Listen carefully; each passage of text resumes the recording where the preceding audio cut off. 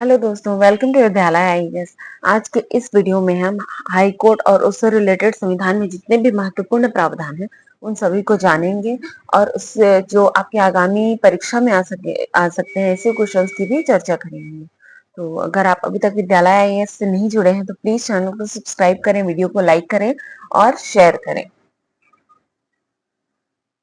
देखिए, भाग 6 के अनुच्छेद 214 से 231 तक हमने सुप्रीम कोर्ट को किस में पढ़ा था? भाग 5 में।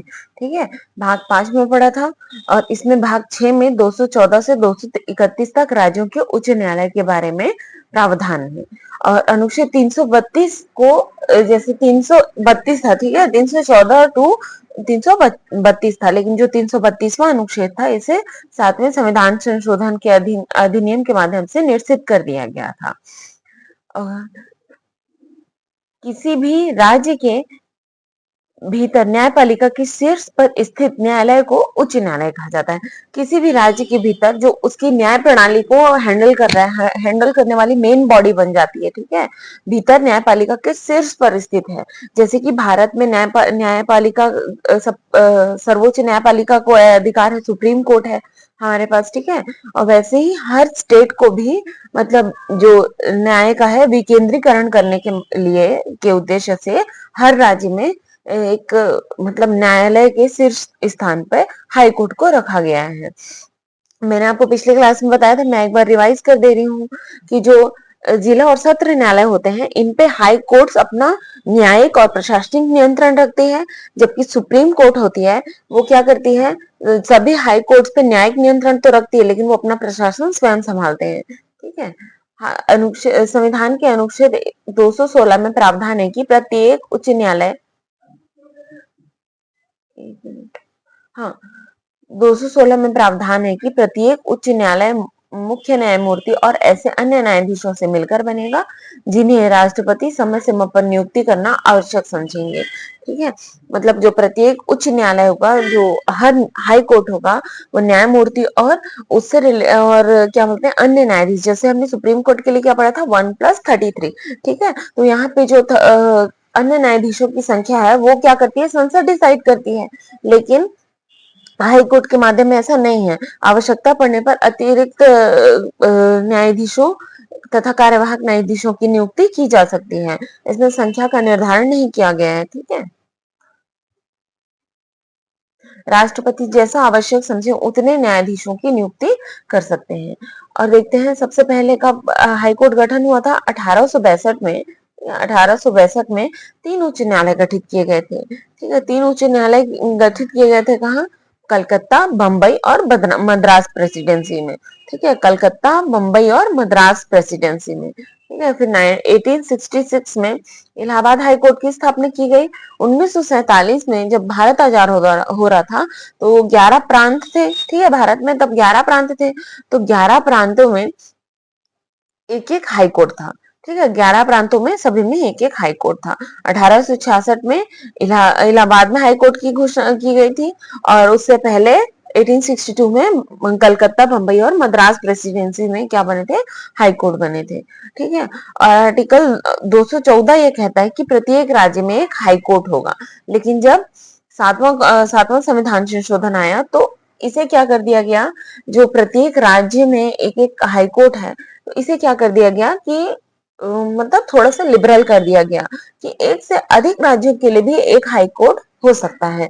जैसे कुछ कुछ राज्य अगर छोटे हैं, उनमें न्यायिक मामले कम है, तो वहां हाई कोर्ट की जरूरत मतलब हाई कोर्ट की स्थापना करने की जरूरत नहीं है, उसे हम क्या करेंगे, किसी और राज्य का हाई कोर्ट के साथ मर्ज कर देंगे, ठीक है। और अभी भारत में कितने हैं टोटल? 25 हाई कोर्ट है, 25 हाई कोर्ट है। और लास्ट कौन सा था? जब आंध्र प्रदेश से तेलंगाना 2014 में अलग हुआ था तो क्या कर दिया गया था, तेलंगाना में हैदराबाद हाई कोर्ट चला गया था। तो फिर उसके बाद कुछ समय बाद 25वां जो हाई कोर्ट था वो आंध्र प्रदेश हाई कोर्ट के में आया, अमरावती, ठीक है। फिर 2013 में 3 हाई कोर्ट की स्थापना की गई थी। 2013 में मणिपुर मणिपुर, त्रिपुरा और मेघालय में, जो 7 सिस्टर्स हैं उनके लिए, ठीक है। जबकि असम हाई कोर्ट है, तो मणिपुर, त्रिपुरा और मेघालय में भी क्या किया गया था, हाई कोर्ट की स्थापना 2013 में हुई थी। 25वां हाई कोर्ट क्या है? Andhra Pradesh high court. ठीक है, तो संविधान में उच्च न्यायालय के न्यायाधीशों की संख्या का कोई प्रावधान नहीं है, यदि यह राष्ट्रपति जी के विवेक पे छोड़ा गया है। अभी मैंने आपको थोड़ी देर पहले बताया था कि संविधान क्या कहता है कि जो सुप्रीम कोर्ट है उसके तो सदस्य संख्या निर्धारित की गई है, और अगर इसे परिवर्तित करना हो तो संसद क्या करेगी, संविधान में संशोधन करेगी। लेकिन जो स्टेट में है, जैसे राज्यों में हाई कोर्ट है, इनकी संख्या का निर्धारण नहीं है। वो सभी न्यायिक मामलों के मतलब न्यायिक मामलों की संख्या के आधार पर राष्ट्रपति जी अपने विवेक से ही निर्धारित करते हैं। ठीक है, और विवेक से कहने का मतलब ये नहीं है कि उनका जितना मन करेगा ये है। ठीक है, विवेक कहने मात्र का शब्द है। असल में यहाँ अगर वो किसी भी तरीके का न्यायिक फैसला ले रहे हैं तो इसमें उन्हें सुप्रीम कोर्ट के एक जज और कॉलेजियम कहते हैं। ठीक है, लेकिन मुख्य न्यायमूर्ति अपनी सलाह देते हैं। ठीक है, मुख्य न्यायमूर्ति की सलाह पर एक राज्य के हाईकोर्ट की संख्या का निर्धारण होता है। तो राज्य की हाईकोर्ट की संख्या का निर्धारण हो रहा है तो वहां के भी मुख्य न्यायाधीश शामिल होंगे। ठीक है, तो ऐसे न्यायिक सलाह से ही वो अपने विवेक के थ्रू चुनते हैं। इसके लिए मतलब कोई संविधान में संशोधन करने की आवश्यकता नहीं होती, इसलिए काफी लिबरल वर्ड यूज किया जाता है विवेक। ठीक है, अब देखते हैं उच्च न्यायालयों की संख्या के ऊपर।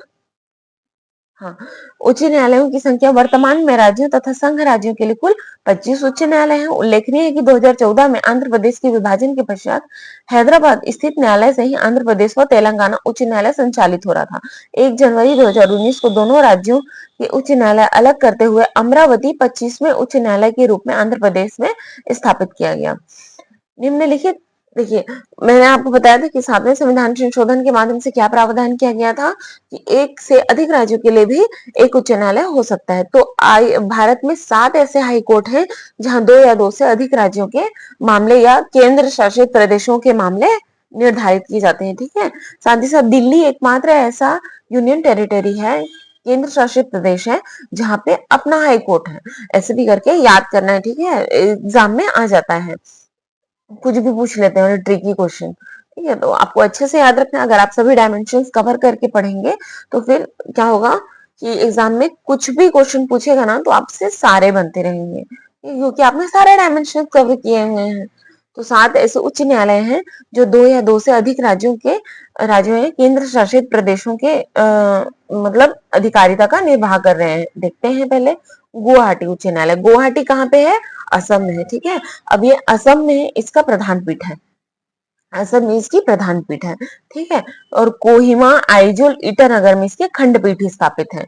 मतलब कोहिमा आइजोल ईटानगर, मतलब जैसे मिजोरम नागालैंड और किसके लिए, अरुणाचल प्रदेश के लिए। ठीक है, हाँ, मिजोरम नागालैंड और अरुणाचल प्रदेश के लिए कोहिमा आइजोल और ईटानगर में इसके खंडपीठ स्थापित है, और इसके प्रधान पीठ कहाँ है, असम। लेकिन वो सब निर्णय किसके लिए आते हैं, गुवाहाटी हाईकोर्ट के नाम से आते हैं। ठीक है, गुवाहाटी हाईकोर्ट के नाम से। और अब त्रिपुरा मेघालय और मणिपुर का तो अपना हाई कोर्ट है, 2013 में स्थापित हुआ था। वैसे ही जो पंजाब और हरियाणा उच्च न्यायालय है, ये पंजाब में नहीं है और हरियाणा में नहीं है, उनके बीच स्थित यूनियन टेरिटरी यानी चंडीगढ़ में है। ठीक है, तो चंडीगढ़ जो है पंजाब और हरियाणा, चंडीगढ़ तीनों का हैंडल करता है।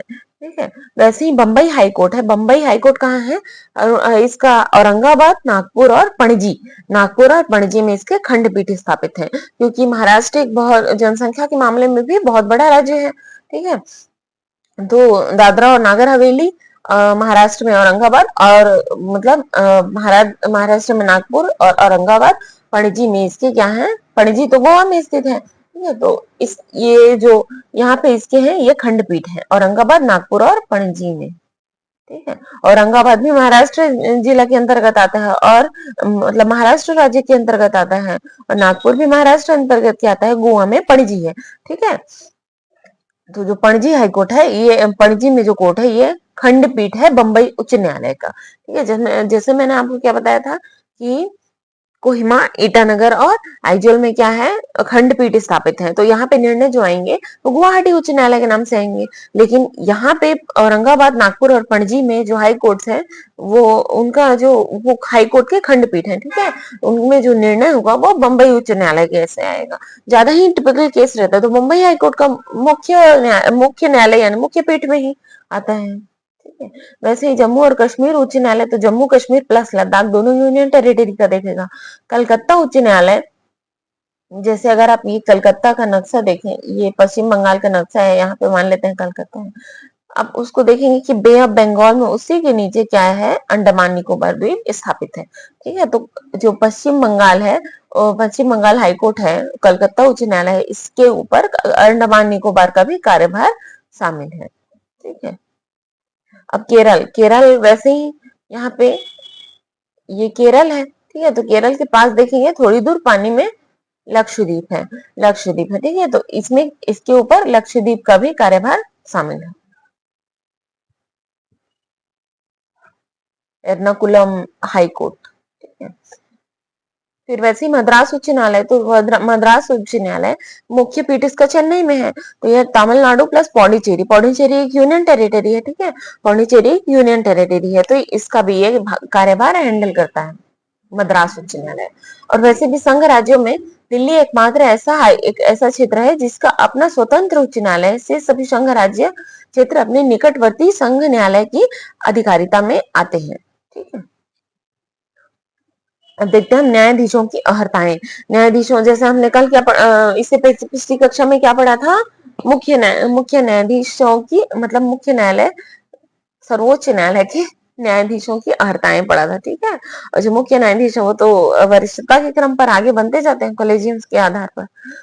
तो न्यायाधीशों की अहर्ताएं देखते हैं हम, तो जो अनुच्छेद 217(2) है, ठीक है, 217(2), वह व्यक्ति न्यायाधीश बन सकता है जो 217(2) अहर्ताएं बताता है, ठीक है। क्या है, कौन कौन बन सकते हैं, भारत का नागरिक हो, राज्य क्षेत्र में कम से कम 10 वर्षों का न्यायिक पद धारण कर चुका हो, या 10 वर्षों का कम से कम किसी उच्च न्यायालय या ऐसे 2 या 2 से अधिक न्यायालयों का अधिवक्ता रहा हो। या तो 10 वर्षों तक क्या क्या हो, न्यायिक पद धारण कर चुका हो, न्यायाधीश का पद धारण कर चुका हो। न्यायाधीश का पद कैसे धारण करेंगे, जिला और सत्र न्यायालय में, ठीक है। मेन यहाँ पे कहने का मतलब यही है कि जिला और सत्र न्यायालय में जो 10 वर्षों का या तो न्यायिक पद धारण कर चुका हो, या फिर उच्च न्यायालय या 2 से अधिक न्यायालयों का 10 वर्ष तक अधिवक्ता रहने का उसको क्या हो, अनुभव हो, ठीक है। न्यायाधीशों की नियुक्ति, अनुच्छेद 217 के अनुसार न्यायाधीशों की नियुक्ति राष्ट्रपति द्वारा किसके परामर्श से होती है, भारत के मुख्य न्यायाधीश, संबंधित राज्य के राज्यपाल, उच्च न्यायालय के मुख्य न्यायाधीश के अलावा अन्य न्यायाधीशों की नियुक्ति के मामले में उच्च न्यायालय, मतलब अगर उच्च न्यायालय का मुख्य न्यायाधीश नियुक्त करना है तो सिर्फ वो भारत के मुख्य न्यायाधीश से, मतलब CJI, chief justice of India की सलाह लेंगे राष्ट्रपति, और संबंधित राज्य के राज्यपाल की सलाह लेंगे, ठीक है। और अगर अन्य न्यायाधीशों की नियुक्ति करनी है तो भारत के मुख्य न्यायाधीश यानी सीजेआई ऑफ इंडिया प्लस राज्य के राज्यपाल और उस राज्य के मुख्य न्यायाधीश की, उस राज्य के मतलब मुख्य न्यायाधीश की, हाईकोर्ट के मुख्य न्यायाधीश की सलाह लेंगे। सामान्यतः नवनिर्मित रीति के अनुसार उच्च न्यायालय के नियुक्ति उच्च न्यायालय के न्यायाधीशों की नियुक्ति सर्वोच्च न्यायालय के मुख्य न्यायाधीश तथा 2 वरिष्ठतम न्यायाधीशों के मंडल, 2 वरिष्ठतम न्यायाधीशों का मंडल करता है। राष्ट्रपति आम सहमति के द्वारा ली गई सलाह के अनुसार नियुक्ति करते हैं, ठीक है। मतलब जो सामान्यतः रीति चली आ रही है उसके अनुसार क्या करते हैं, सीजेआई ऑफ इंडिया प्लस उच्च न्यायालय के न्यायाधीशों की नियुक्ति क्या करते हैं, सीजेआई ऑफ इंडिया प्लस 2 वरिष्ठतम न्यायाधीशों का मंडल रहता है, कोलेजियम। यहाँ पे एक अलग, जहां पे कोलेजियम वर्ड आएगा ना वहां पे आप समझना कि कुछ ग्रुप्स हैं, ठीक है, मेन कुछ ग्रुप्स हैं, ठीक है। और न्यायालय में जो कोलेजियम चल रहा है वो अलग वाला कोलेजियम है, ठीक है। न्यायाधीशों का मंडल करता है, राष्ट्रपति आम सहमति की सलाह के अनुसार नियुक्ति करते हैं। न्यायाधीशों का शपथ तथा प्रतिज्ञान देख लेते हैं। राज्यपाल या उसके द्वारा नियुक्त किसी अधिकृत व्यक्ति के समक्ष न्यायाधीश क्या करते हैं, शपथ लेते हैं। 16वें संविधान संशोधन के बाद उच्च न्यायालय का न्यायाधीश उसी प्रकार शपथ लेता है जैसे सर्वोच्च न्यायालय के न्यायाधीश निर्धारित करते हैं। उच्च न्यायालय के न्यायाधीशों की शपथ मूल संविधान में भारत की संप्रभुता, मतलब भारत की प्रभुता अखंडता अक्षुण्ण रखूंगा का प्रावधान नहीं है। ठीक है, भारत की प्रभुता और अखंडता अक्षुण्ण रखूंगा का प्रावधान नहीं है। जो शेष शपथ है, संविधान की शपथ, ये सब वो ले रहे हैं। शेष शपथ सर्वोच्च न्यायालय के न्यायाधीश के शपथ के समान ही रहती है। राष्ट्रीय एकता परिषद के सुझावों पर 16वें संविधान संशोधन द्वारा इसे जोड़ा गया था। ठीक है, न्यायाधीशों का कार्यकाल देख लेते हैं, जहां पे हमने पिछली क्लास में क्या पढ़ा था, सुप्रीम कोर्ट में 65 वर्ष है। ठीक है, यहाँ पे 62 वर्ष है। आर्टिकल 217 भी यही कहता है। ठीक है, इससे पहले भी वो अपना त्याग पत्र किसे देंगे, राष्ट्रपति को देंगे। ठीक है, राष्ट्रपति को देंगे।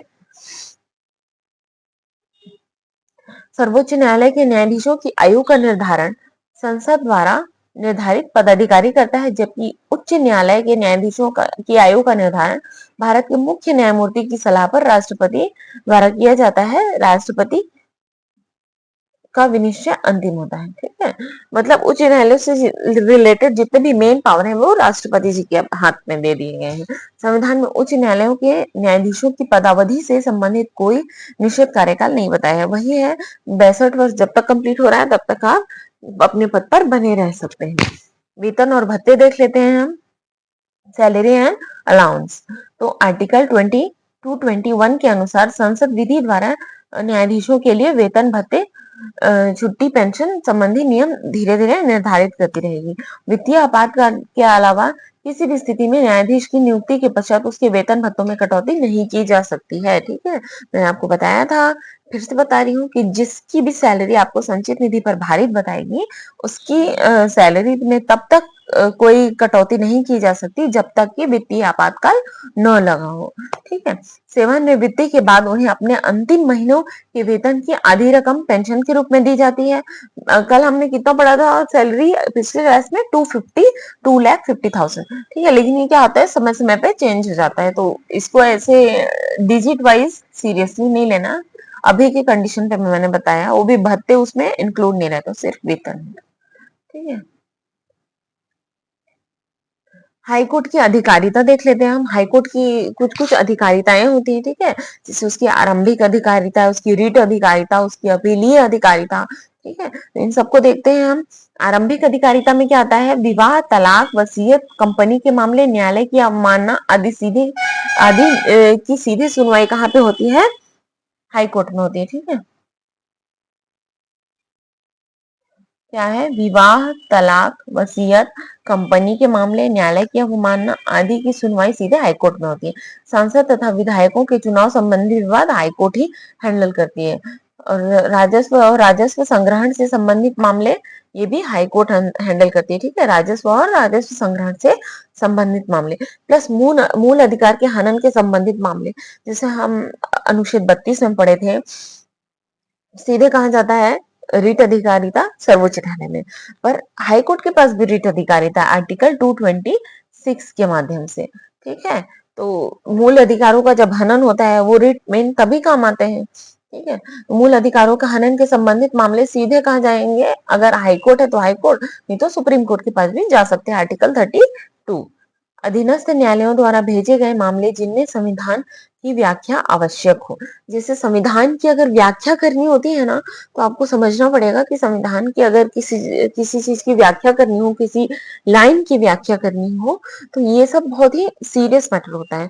या तो कोई हाई कोर्ट कर सकता है या तो फिर सुप्रीम कोर्ट कर सकता है। ठीक है, क्यों, क्योंकि वहां के जो जज होते हैं, वहां के जो न्यायमूर्ति होते हैं, वो लोग बहुत ही अनुभव होते हैं। ठीक है, कलकत्ता, बंबई, मद्रास और दिल्ली हाईकोर्ट, याद रखना है, 4 हाईकोर्ट, कलकत्ता, बंबई, मद्रास और दिल्ली हाईकोर्ट के पास एक सीमा से अधिक संपत्ति के दीवानी मामले, मतलब दीवानी मामले को हैंडल करने की, सुनने की अधिकारिता है, एक सीमा से अधिक। याद रखना है, कलकत्ता, बंबई, मद्रास और दिल्ली। ठीक है, 1973 से पहले कलकत्ता, बंबई और मद्रास हाईकोर्ट के पास आपराधिक मामलों की आरंभिक अधिकारिता थी।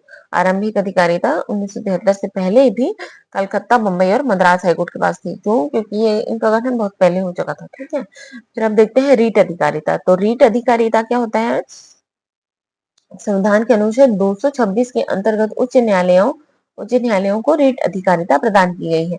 उच्च न्यायालय किसी अधीनस्थ न्यायालय, अधिकरण या राज्य के किसी प्राधिकारी को ऐसी रीटें आदेश तथा निर्देश जारी कर सकता है जो नागरिक के मूल अधिकारों के प्रवर्तन के लिए आवश्यक हो। जब किसी नागरिक का मूल अधिकार नष्ट हो रहा हो, जैसे उसे उसे या तो बंदी बना लिया गया हो, ठीक है, तो बंदी प्रत्यक्षीकरण रीट जारी करेगी, या कार्डियो मतलब जो जो रीट सर्वोच्च न्यायालय जारी कर सकती है, को वारंटी होगा, प्रोहिबिशन या फिर मैंडमस, ठीक है, सारे रीट अधिकार हाईकोर्ट भी जारी कर सकती है, ठीक है। लेकिन हाई कोर्ट का किस अनुच्छेद के माध्यम से करेगी? आर्टिकल 226 के माध्यम से, ठीक है।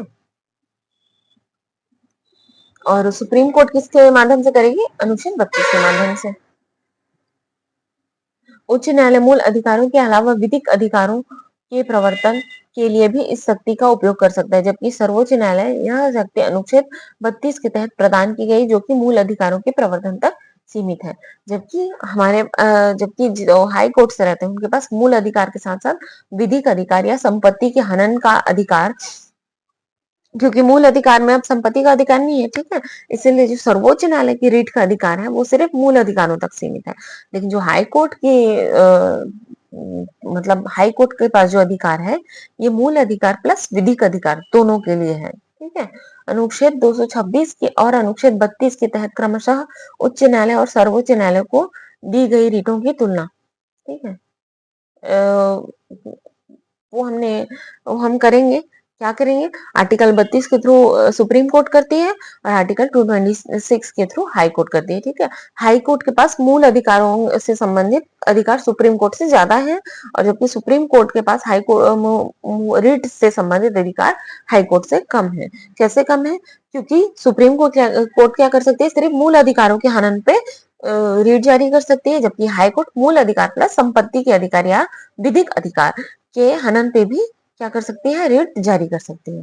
अब देखते हैं अपीलीय अधिकारिता। अपीलीय अधिकारिता में दीवानी मामले आते हैं, ठीक है। इसमें प्रथम अपील और द्वितीय अपील दोनों की अधिकारिता है।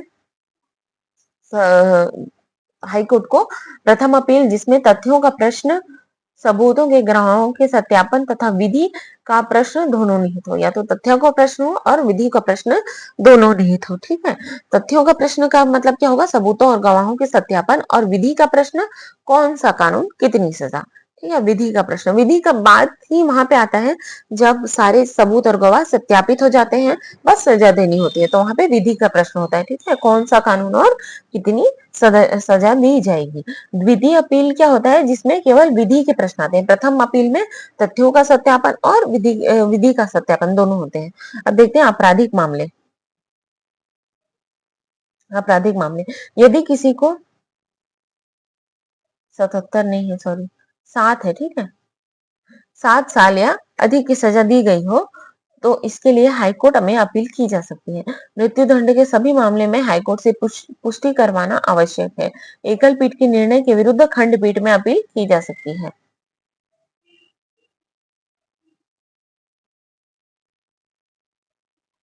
मृत्यु दंड के सभी मामले में हाई कोर्ट की पुष्टि करवाना आवश्यक है।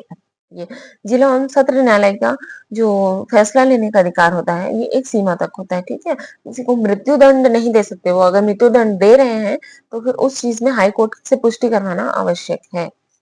फिर ग्राम न्यायालय देखते हैं। इसके लिए 2008 में क्या हुआ था? संसद ने ग्राम न्यायालय अधिनियम पारित किया था।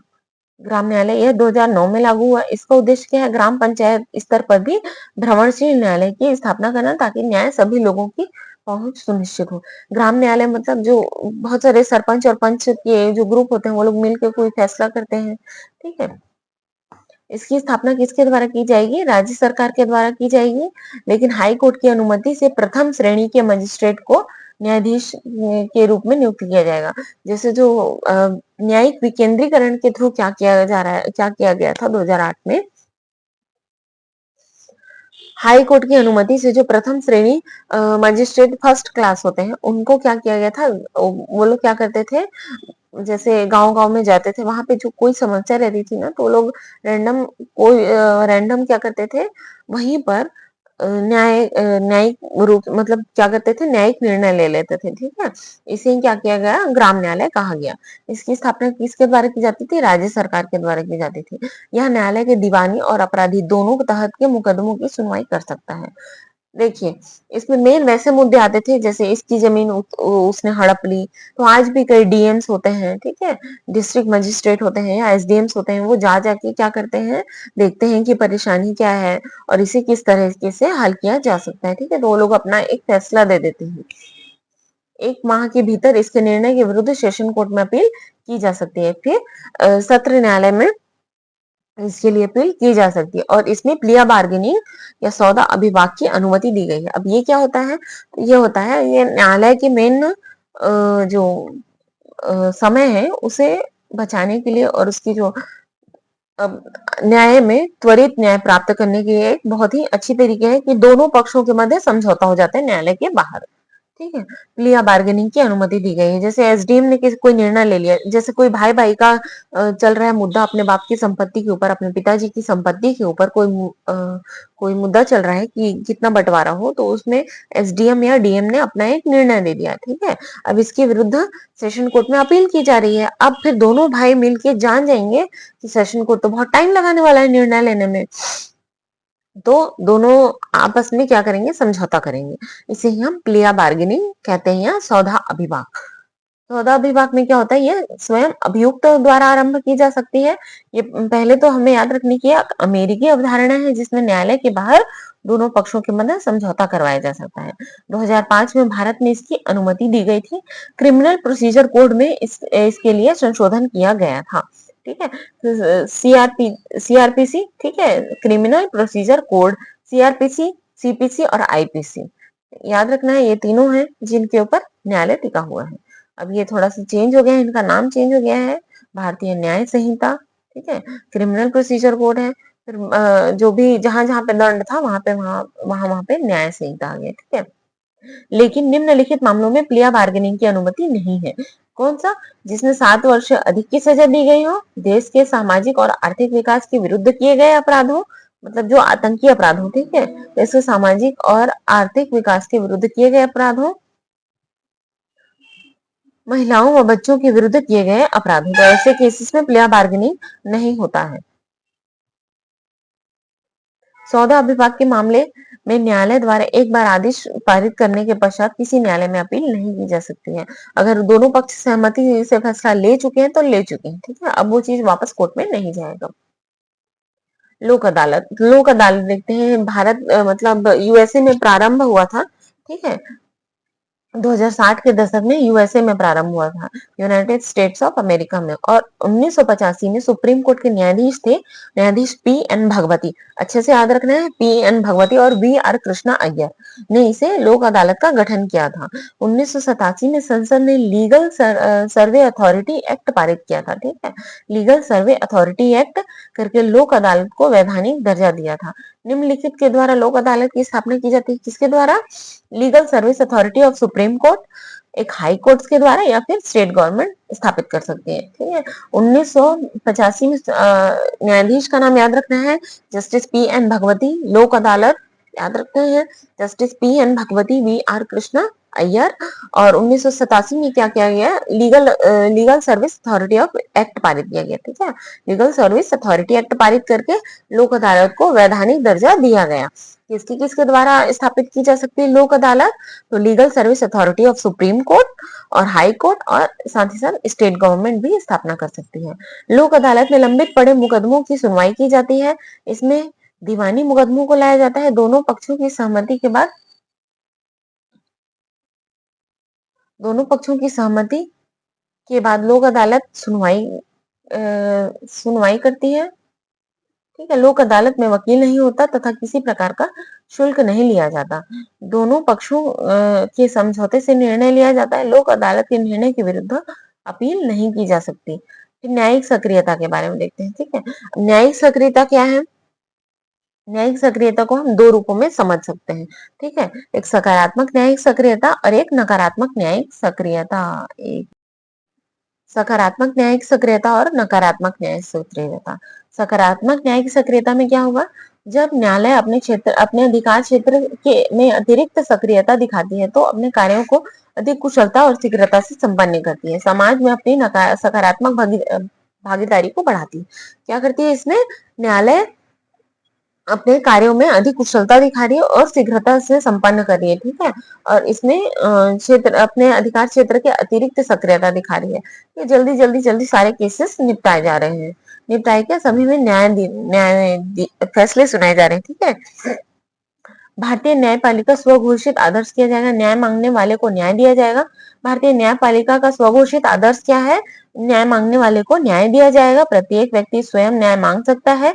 न्याय मांगने के लिए न्यायपालिका की निश्चित प्रक्रिया का पालन करना होगा।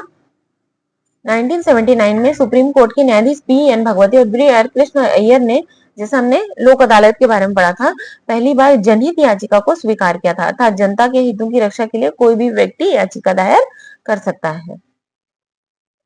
इसमें नकारात्मक अगर हम न्यायिक सक्रियता को देखें तो यदि न्यायपालिका क्या कर रही है, अतिरिक्त सक्रियता दिखा रही है तथा विधायिका और कार्यपालिका के कार्यों में हस्तक्षेप कर रही है, ठीक है। क्योंकि संविधान में व्याख्या किया गया है न्यायिक पुनरावलोकन और 142 के तहत पूर्ण न्याय शक्ति दी गई है, तो इससे क्या होता है, कई बार विधायिका और कार्यपालिका के कार्य क्षेत्र में हस्तक्षेप होता है। इसके तहत विधायिका और कार्यपालिका के कार्यों में हस्तक्षेप कर सकती है। इसे ही एक तरीके से नकारात्मक न्यायिक सक्रियता के रूप में लिया जाता है, ठीक है। अब मैं कल आपको रिट समझाना भूल गई थी, तो आज हम देखते हैं रिट, मुख्य न्यायालय का रिट, सर्वोच्च न्यायालय का रिट।